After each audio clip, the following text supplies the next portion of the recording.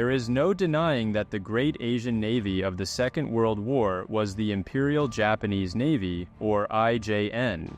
However, what of China, which had been Japan's arch-enemy for centuries? To be fair, China's navy during World War II was negligible. Instead, the story of China's navy in the Second World War is primarily that of the years leading up to 1939. It is also the story of different navies within one country, a country torn apart by decades of civil war, not to mention a revolution that would bring the communists under Chairman Mao to power. The Chinese Navy of the years between the First and Second World Wars was called Zhonghua Mingguo Haijun in Mandarin. The Chinese Navy had suffered a humiliating and crushing defeat by the Japanese in the Sino-Japanese War of 1894. It was particularly humiliating since China had until then been the supreme naval power of East Asia for centuries. Furthermore, Japan had only begun its modernization program in 1868. Reconstruction of its navy by China commenced shortly after that war. The focus was primarily on having warships, and in particular, gunboats, all along the mighty Yangtze or Yellow River. Unfortunately for China, the Yangtze also harbored the naval boats of many other countries, including Britain, Germany, and even Denmark. Such was the precarious internal political reality of China in the late 19th century. Things came to a head within China, including for its navy, when 2,000 years of dynastic rule came to an end with the 1911 Revolution, also known as the Xinhai or Xinhai Revolution. During the revolution, several warships belonging to the Qing dynasty swapped sides to offer their support to the Republican revolutionaries. Huang Zhongying was the commander of one of these ships, and in 1912 he would become the first minister of the Navy of the Republic of China. The new Republic of China should have brought stability to a fractured nation, yet it only created greater instability, starting with a military coup in 1916 and further unrest and political skullduggery into the 1920s and beyond. The 1920s would also see the resurrection of the nationalist forces known as the Kuomintang, or KMT, under Chiang Kai-shek. Even with rampant political instability, the ruling Chinese government began slowly rebuilding the country's naval fleet in 1926. The plan included the construction of 8 river gunboats in Shanghai and, in 1929, the order of 2 light cruisers from Japan. By then, Japan was light years ahead of China in naval terms.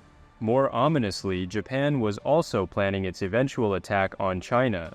Chiang Kai-shek had finally come into power as de facto president in 1928. The ruling nationalists were under increasing attack by communist insurgencies. However, Kai-shek had an even bigger headache beyond his country's borders: Japan.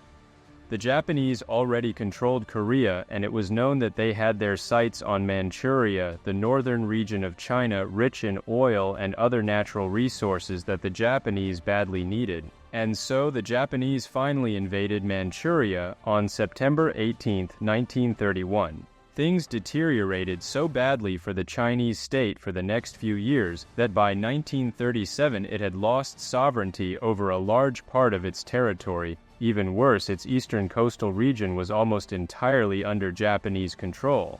That meant that the Chinese Navy was all but defunct. In fact, Japan refurbished many Chinese vessels that it had seized between 1937 and 1938. So, what was the state of the Chinese Navy in 1937 before Japan seized most of it? Well, it was very small. The only warships China possessed were small cruisers, many of them very outdated, such as the Tongqi of the Fu An class, which had been built in 1895, as well as the 3 cruisers of the Hai Yung class of 1897, which were equally slow and barely modernized. Others included the Hai Tian class of 1898 and the Chao Ho class of 1911, the latter of which were of better construction and had been built in Britain. The only more modern cruisers that China had by 1937 were 2 of the Ning Hai class, constructed in 1931 and delivered to China in 1932. Ironically, both of these ships were built in Japan. Although designated as light cruisers, they were, in fact, large coast guards. Another cruiser, the Pinghai, was built in China under Japanese supervision. German engineers would later be commissioned by the Chinese to complete modifications on the ship. As such, the cruiser had the benefit of excellent German anti-aircraft artillery and cutting-edge superstructure detailing. She was only completed in 1936. Unfortunately, the Pinghai didn't even have time to train its crew, let alone go out on active patrol. She was sunk by Japanese bombers in shallow waters in September 1937 before that could happen. As already mentioned, gunboats were the principal focus of the Chinese Navy, which were primarily used for river patrols. Even so, the gunboats they had were mostly small and possessing modest armaments. All of them came in at less than 1,000 tons and none were fit for the high seas. This fleet of gunboats included 2 vessels of the Dog Wei class, dating from 1906 and modernized in 1932 with the names of Zheqiang and Tatung. Other gunboats included 6 units of the Chu class, built in 1906 and 1907, as well as 4 units of the 1908 Qiangkeng class. There were a further 2 units each of the Qiangxi class of 1911, the 1912 Yongfeng class, the Yongqian class of 1915, and Weisheng class of 1922. That last class of gunboats was converted into small seaplane carriers in 1928. Later, more modern classes of gunboats included the Ning class of 1928 and Yongsheng class of 1928 and 1931. But even these were small, coming in at just over 300 tons. Also in the fleet was the 1,510-ton yacht Sen, which was built in 1931 and classified as a light frigate.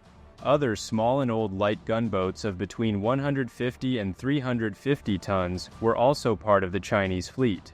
In terms of destroyers, China only had 3 of them in service in 1937. They were German-built and completely outdated by then. Although quite fast, they were no match for even the smallest Japanese destroyer. China also had 8 torpedo boats, but they were all outdated, with 4 of them dating back to 1895. It's not even known if those 4 boats were in service in 1937. What were in service were the other 4 torpedo boats of the Hupeng class. They all served on the Yangtze River and themselves dated back to 1908. The Yangtze River was also patrolled by 2 modern Tung-class light minesweepers built in 1935. Further patrol of the Yangtze should have been provided by a fleet of 6 400-ton patrol boats, which commenced their builds between 1932 and 1936. However, 5 of these were never actually completed and all of them were scuttled in 1937. It was later, in February 1942, that the British and American governments offered China 4 river gunboats. These were the former HMS Gannet, HMS Sandpiper, HMS Falcon, and USS Tutuila. In 1932, the Japanese had set up the puppet state of Manchukuo in what had been Chinese Manchuria. The titular head of the puppet state was Pu Yi, who was known as the Last Emperor, and on whose life the famous 1987 Oscar-winning epic film The Last Emperor was based. The Japanese set up the Manchukuo Navy in 1934, entirely under their control, even if the de facto navy of Manchukuo. This puppet navy consisted of the destroyer Hai Wei, formerly of the Momo class, which the Japanese transferred over in 1937. It also included gunboats that patrolled the Amur River, a major river in northeastern China. This small fleet of gunboats consisted of 4 powerful Shuntin gunships, which were built in Japan in 1934 and 1935, as well as 2 Tatung-class gunboats from 1935. The fleet also included the Li Sui, formerly named Li Chie, and which was built in 1903. However, all of these gunboats would be destroyed when the Soviets invaded Manchuria in 1945. So ended the weak puppet entity known as the Manchukuo Navy. It's not a stretch to say that the Chinese barely had a navy by 1941. The Japanese remained triumphant in Southeast Asia, and the attack on Pearl Harbor on December 7th of that year only served to heighten Japanese self-belief, including in its navy. By then, the Japanese were in near total control of most of China. The Chinese navy was in tatters. Even some of its vessels on the Yangtze River had been seized by the Japanese and given names such as the Ioshima and Yasoshima. The Nationalists in power retained some of their vessels and got given 4 river gunboats by the Allies as previously outlined. But, for all intents and purposes, the national Chinese Navy was almost redundant. What stands out during all this time is that there was not a single submarine in the Chinese Navy. One can only wonder why successive Chinese governments, particularly the nationalist government of Chiang Kai-shek, chose not to invest more wisely and heavily in the country's navy. In particular, why was there no effort whatsoever to own a single submarine, even if foreign bought? One can only assume that the intense political infighting and civil wars that afflicted China from 1912 onwards had mired Chinese governments and made them incapable of committing to the longer-term planning needed to build an effective navy. That would all change with post-war revolution and the formation of the People's Republic of China on October 1, 1949. Until then, the Chinese Navy had been a minor one by any standards.